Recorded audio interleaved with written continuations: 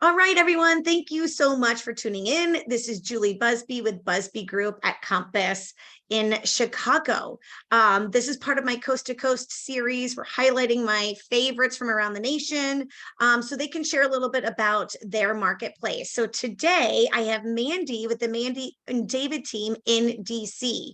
I Hi, wanted to everyone. welcome her. Yes, say hello. I'm excited to have Mandy because we're part of a mastermind group. A lot of top brokers around the nation get together and discuss what's going on in our marketplaces. And we have just really enjoyed getting to know each other. And Chicago has a big relationship with DC. We have a lot of clients going back and forth. So I thought, how perfect to have Mandy on today and share what's going on in your marketplace, because I'm sure there's someone out there interested to hear more. So Mandy, welcome. Thank you for coming. Thank you. Thank you for having me. I'm so excited to chat with you, as always. Yes. So I love that Mandy's backdrop right now is her country home, because I want to point that out. If you're thinking about DC, you could absolutely, it looks like, have the urban life and you could have some land. You know what the greatest thing about DC is? Really within an hour, you can be in this bucolic setting. I'm out in Virginia. There's a lot of properties in Maryland. We have the Eastern Shore. So many great escapes that you can get to in an hour, hour and a half right outside of DC. It's a great place to live because of that. And you would never know you were just an hour from the city. I love it. How far are you from Annapolis? We're about 45 minutes from Annapolis. I have a lot of clients buying second homes in Annapolis. And then if you cross the Bay Bridge, it's the eastern shore of the Chesapeake Bay. That's about an hour, 45 minutes. And tons of little towns around there, Easton, St. Michael's, same, just charming, historic towns, and a great getaway from DC. Love it. My husband went to the Naval Academy, so we have a lot of Oh, yeah. people connected in Annapolis. I wanted to make that little plug there. So We're right perfect. there. Yes. So I wanted to start in just so people, as they're tuning in, they can know a little bit more about you. Tell us a little bit about how you started your real estate career. So I was in film and television. I was working in film and television with a post-production house. We have a lot of documentary houses here in DC, National Geographic, Discovery, and the industry was just not exactly what I was looking for. A friend of a friend said you should sell real estate. And of course, in my head, I'm thinking Annette Bening from American Beauty. I'm like, oh, I don't know. That doesn't sound like what I want to do. And then I got into it and I was like, oh my gosh, I love this. I mean, the history and the architecture of these cities, it's so fun to explore and just to help people find a home, find their place in the world is such a great experience, as you know. I love it. Absolutely. So tell me, what would you say sets your team apart from others out there? We're a true team in that we all actually work together. We help each other out. We care, I think, about the outcomes of the clients. It's not transactional for us at all. Some of my best friends in the whole world are people that I met through being my client in real estate. And I think we just genuinely care about people's well-being. We care about the fact that real estate is a stepping stone to wealth, and we want to help everybody realize that what a great investment it is while also creating a home. Love it. I feel the same.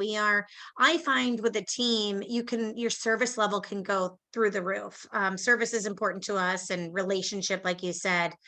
And it's with the team, you're able to just provide amazing service and connect with your clients.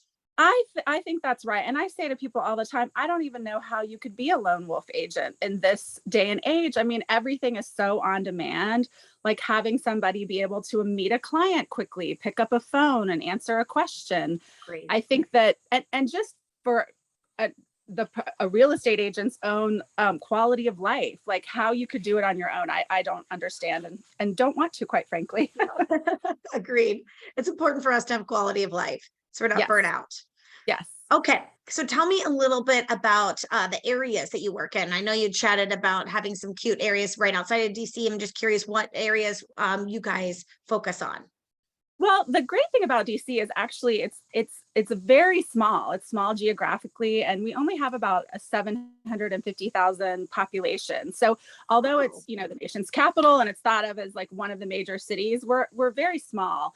And I like to call it a really big small town. You know, we are south of the Mason-Dixon line, so there's still some southern aspects to it, and it it's we service the entire area and even into Maryland and Virginia, as I was talking about, and not just vacation homes. Like a lot of people live in Northern Virginia. Arlington and Alexandria are two places you can be in the city within 10 minutes. Bethesda, Hyattsville, Mount Rainier, Silver Spring are all in Maryland, and again, just right across the border. So we actually sell in about 30 zip codes, believe it or not. Oh, wow. Yeah, our team Oh, services. wow. Yeah. That's wonderful. Okay, Yeah. that's really good to know. That's great. Because I know I keep calling this time right now the great reshuffle, where people who may have been urban are now going a little more suburban. So it's good to hear that you're diverse in what you guys can offer. Well, and you know, I say that all the time. I think COVID has really changed the way consumers make decisions, particularly in real estate. And it used to be location, location, location. And now I don't think that that's true anymore. And will that shift back? We're sort of starting to see it.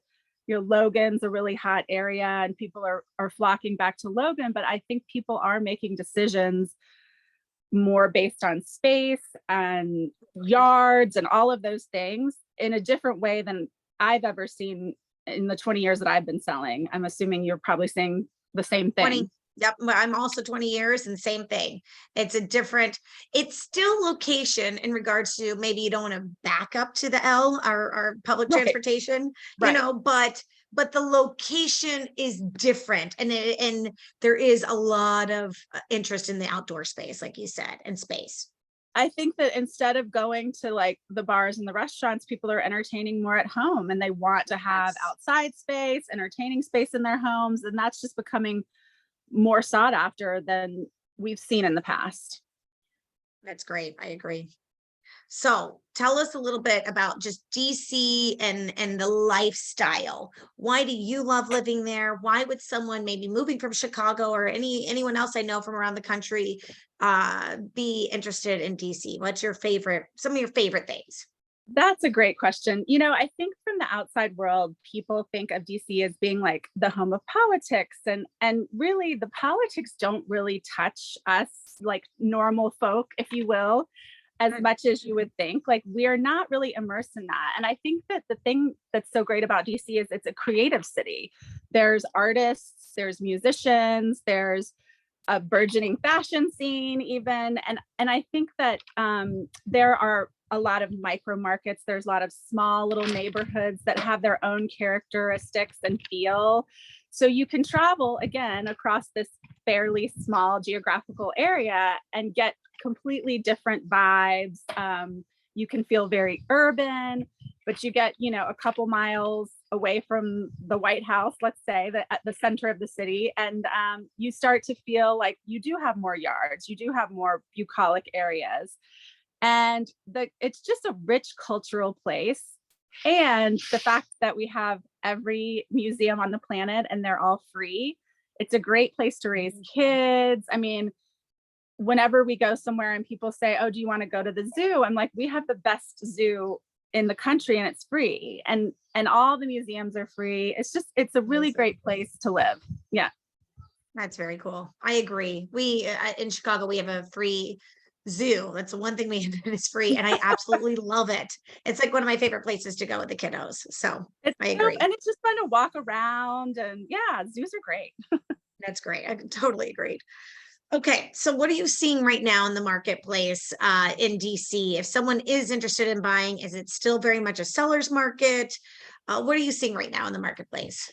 So I would say it is still a seller's market, but it's leveling. It's definitely coming to a place that doesn't feel unattainable. I think instead of, you know, the 20 offers that we were seeing in the spring, you know, maybe a house will get one or two. There's a lot of room, I think, in condos as well. You know, again, a condo with a great outside space, that's going to be a little bit more desirable. But, you know, I think that there is something for everyone in DC, and the market is not as competitive as it used to be just months ago. And so buyers are able to do inspections, take a minute to think about whether or not they want it. You know, I enjoy this market much more. I think that when it's a crazy seller's market, it doesn't necessarily bring out the best in anyone. It may not be healthy, right? I like a healthy market, and I feel like It's we're a, balancing out to be a yeah, healthy market. we're Right. definitely leveling out. Yep. That's great. What do you see for next year? I'm saying that just because sometimes our clients may not be able to jump and make a move that quickly, and maybe they're going to sell in spring market in Chicago and then make a move to DC. Do you foresee it still being a healthy market for next year for purchasing? I do think so. And I think that inventory is loosening up a little bit, which is really nice. I think that for a long time, inventory was so tight because the sellers didn't have anywhere to go. And so now, with a little bit more of a level market, I think that everybody's able to make some real life choices. And again, it comes back to working with a great broker who maybe has some off market opportunities, Yes. which I'm sure you guys do a lot in Yes. Chicago. We definitely do a lot in DC. Um, and I think that as time moves on and the market continues to level, the inventory will open up, and that's going to be great for everyone trying to get into Agreed. the DC market. Agreed. So I usually like to finalize on any advice to people who want to buy or sell. Perhaps I have we do have friends and clients in DC. Any advice in the coming months or year ahead for buying and or selling? You already said working with a good broker such as yourself. I totally agree. Off market is great for if you have a top broker who has the opportunity to market your home off market. It's a great resource for you and as a buyer because you get to see things others may not see. But anything else that you can advise? I would say call the broker before you think you need to. We do a lot of light refreshing to houses, and to give us the opportunity to come in and help you select, paint colors, or a lot of times we'll change out like a dated countertop and put in fixtures. And because of COVID, I don't know if you're experiencing this in Chicago, but our having great contractors has been harder and harder because everyone, if they're not moving, they're upgrading their homes, right? So give us an opportunity to get in beforehand and really have some thoughtful upgrades that we can do and not feel like we're rushing. And I think from a buying perspective, calling somebody beforehand and getting to know the neighborhoods, again, DC is micro markets. Each neighborhood has a completely different flavor, feel, and where do you want to be? What's the most important thing? What's a non-negotiable? Do you need to walk to a coffee shop, or would you prefer to have a larger outdoor space? So I would say call somebody before you think you need to. Completely agreed. So much you said reminds me of Chicago. So that's why I think we do have so many, clients who might go back and forth. And so it's good for them to hear this. If they're thinking about a move, I think they'd feel at home. We also have we have 77 neighborhoods and they all have their own personality. You can get what you want. You can get that urban feel, or you can get a more rural feel too. Maybe not rural, but a little more land, etc. And the price points. I mean, DC is actually pretty approachable as far as price points. We're not New York, we're not LA, we're not San Francisco.